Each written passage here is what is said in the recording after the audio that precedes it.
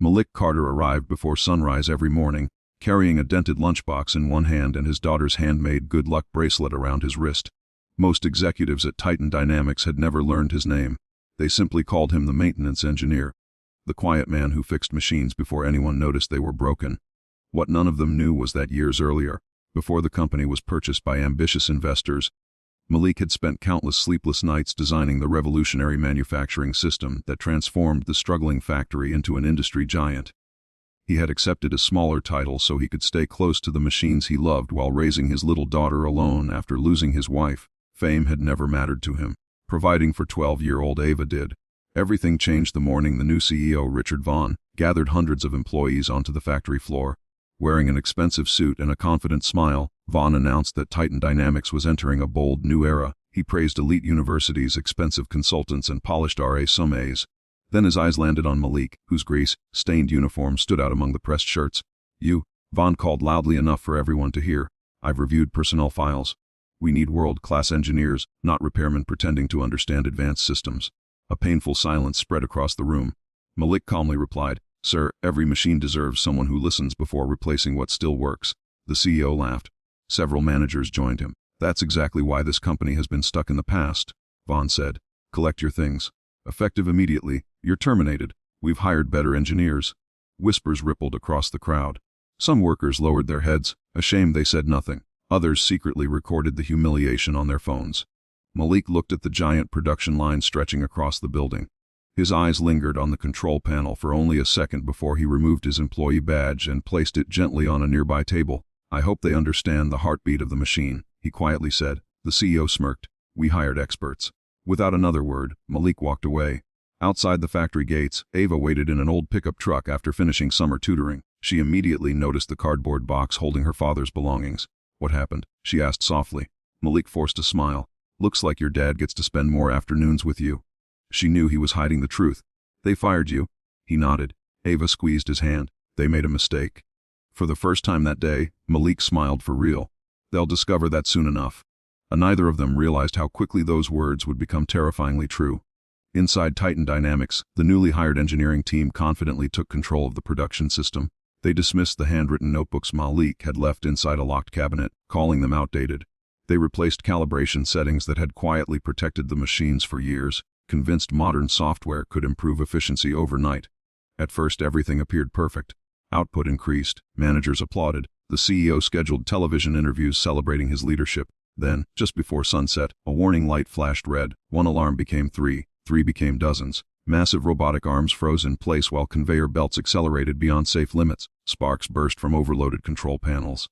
Molten metal continued pouring into molds that could no longer move. Workers shouted as emergency shutdown commands failed to respond. The factory had become a ticking time bomb. One frightened engineer stared helplessly at the main console. "I don't understand," he whispered. "The software says everything is functioning normally." Another looked toward the towering assembly machine that suddenly began shaking with terrifying force. "If that pressure chamber ruptures," she said, her voice trembling, "everyone in this building is dead." At that exact moment, the CEO's confident expression disappeared for the very first time. The vibration spread through the entire factory like an earthquake. Steel beams groaned overhead, warning lights painted the walls crimson, and panicked employees rushed toward the exits while others remained trapped beside towering robotic arms that had locked into dangerous positions. The expensive engineers the CEO had recruited stared helplessly at screens filled with error codes they had never seen before. Richard Vaughn grabbed the nearest engineer by the shoulder. "Fix it." "We can't," the man admitted, his face pale. "The system is ignoring every shutdown command. It's behaving as if someone built a second operating layer beneath the software." Another engineer suddenly remembered the quiet maintenance worker everyone had mocked. "Wait," she whispered. "Malik said every machine has a heartbeat." The room fell silent. She opened an old cabinet they had ignored earlier that day. Inside were worn notebooks covered with grease stains, handwritten diagrams, and pages filled with precise observations gathered over years. Tucked inside the first notebook was a single sentence. "If this system ever refuses to stop, never fight it. Listen first." The engineer flipped through more pages until she found a hidden schematic that matched no official company blueprint. "My God," she breathed. "Whoever wrote this designed the entire control architecture." Richard felt the blood drain from his face.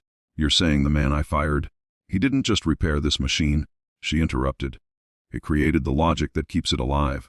Before anyone could answer, An explosion echoed from the melting section. Steam burst across the factory floor. A crane carrying 20 tons of molten steel jerked violently above workers who were now trapped behind jammed safety gates. Security cameras showed 6 employees with nowhere to run. "If that crane falls," someone shouted, "they're finished." Richard pulled out his phone with trembling hands and called Malik. No answer. He called again. Still nothing. Meanwhile, Malik and Ava were driving home along a quiet highway when his phone vibrated repeatedly. He glanced at the screen but kept driving. Ava noticed the company name flashing. "Aren't you going to answer?" Malik looked ahead. They already made their decision. Seconds later another call came, followed by a desperate voice message. "Malik, please. People are going to die." His hands tightened around the steering wheel. Ava looked at her father. "You always told me that helping people is more important than proving someone wrong." Malik smiled sadly. "You sound just like your mother." He made a U-turn. Back at Titan Dynamics, chaos had reached its peak. Fire suppression systems activated automatically, covering the factory in white mist. Emergency crews stood outside unable to enter because the internal locking system had malfunctioned. Every passing minute pushed the pressure inside the main reactor higher. Then an old pickup truck stopped outside the entrance. Several workers looked toward the gate. "It's him." Malik stepped out carrying nothing except his worn notebook and a small metal key attached to his daughter's bracelet. Richard hurried toward him. "I was wrong," the CEO admitted, struggling to speak. "Please save them." Malik looked through the factory windows where frightened workers waited behind smoke and flashing lights. "This isn't about my job anymore," he said quietly. "It's about getting everyone home." Without another word, he walked straight into the burning factory as every employee watched in stunned silence. Malik moved through the smoke with the confidence of someone returning to an old friend instead of walking into disaster. Every hiss, every vibration, every flashing warning told him exactly where the system was hurting. The younger engineers watched in amazement as he ignored the confusing error messages and placed one hand against the main control housing. He closed his eyes for only a moment before giving calm, precise instructions. "Open the manual hydraulic bypass. Disconnect the secondary cooling loop. Nobody touches the emergency shutdown until I say so." The engineers obeyed without hesitation. For the first time that day, panic gave way to purpose. Malik unlocked a hidden maintenance panel using the small metal key. Inside was an analog controller no one else even knew existed. Years earlier, he had secretly installed it after discovering that software alone could never guarantee human safety. Technology could fail, but mechanical safeguards would always answer to trained hands. He turned the first valve. The violent shaking slowed. He adjusted a pressure regulator by less than a quarter turn. The robotic arms froze exactly where they needed to.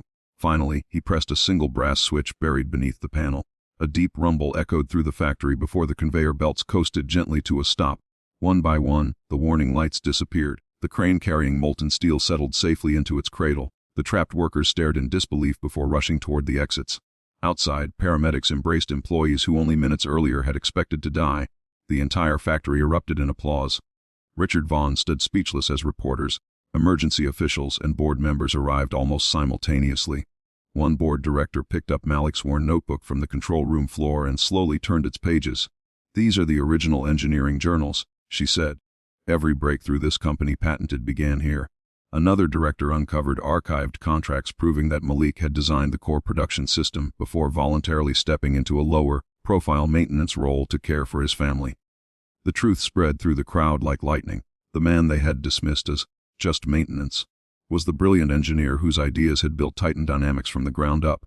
Richard lowered his head. "I judged your uniform instead of your character." Malik answered quietly, "Machines don't care about titles. Neither do the people whose lives depend on them."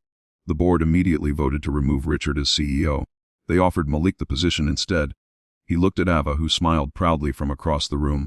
"I'll help rebuild the company," Malik said, "but only if we build a place where every voice is heard, whether it comes from the boardroom or the factory floor." The room filled with applause once again.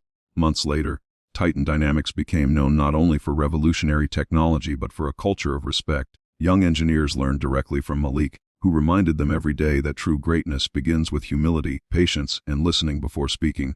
Ava often visited the factory after school, proudly wearing a visitor badge beside the father who had never stopped believing that integrity mattered more than recognition. The bracelet she had made still hung from his wrist, a quiet reminder of the promise that carried him through his darkest day.